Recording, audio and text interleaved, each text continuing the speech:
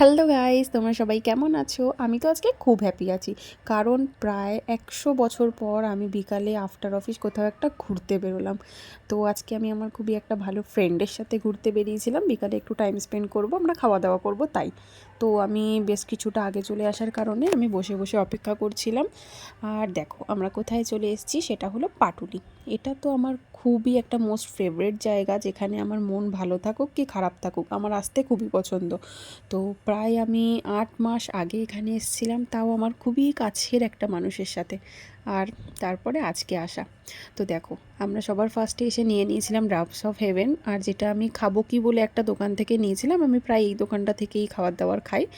খেয়ে দিয়ে নিয়ে তারপর আবার আমরা একটু গল্প করতে করতে হাঁটাহাঁটি করছিলাম। দেন আমি পাটুলি আসলাম মানে আমাকে চা তো খেতেই হবে, সে নচিকেতার চা হোক বা লেবু চা হোক। তো আজকে ভাবলাম এইসব চিকেন খাওয়ার পরে দুধ চা না খেতে ইচ্ছা হয়, আমি একটু লেবু চা খাচ্ছিলাম। তো দেখো এই দিদানটাকে দেখতে পেয়ে গেলাম, আর ওনার কাছ থেকেই আমরা দুটো লেবু চা নিয়ে নিয়েছিলাম। ফার্স্টে আমরা একটু বানানো দেখছিলাম, দেন আমার একটু কিউরিসিটি হলো যে কী ব্যাপার, হোয়াইট হোয়াইট কি নুন দিচ্ছে এটা। তারপর দেখলাম না না, ওনাকে জিজ্ঞেস করাতে বললো যে না, এটা সুগার পাউডার ছিল। তারপরে যাই হোক, আমি লেবু চা তো আমার খুবই ফেভারেট। নিয়ে আমরা খেতে খেতে তারপরে আবার একটু ঘুরোঘুরি করছিলাম।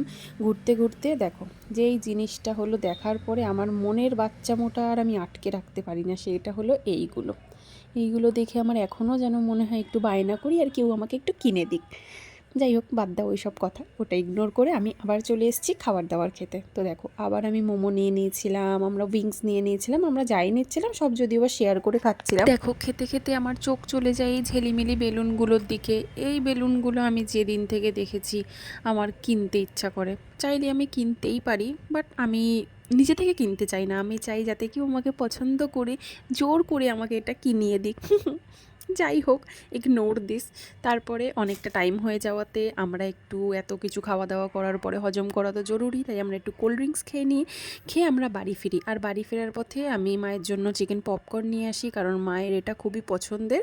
তাই তারপরে বাড়িতে আসাতে মাকে সবার ফার্স্টে দিয়ে দিই, আর ওর মধ্যে থেকে আমিও কিছুটা খেয়ে নিই। আর আমার মা নিয়ে এসেছিলো আমার জন্য এই ইউনিক সন্দেশটা, দেখতে খুব সুন্দর হয়। আমি তোমাদেরকেও দেখিয়ে দিলাম, আর আমিও একটু খেয়ে নিয়েছি। আজকে ভিডিওটা আমার এতটুকুই, টাটা।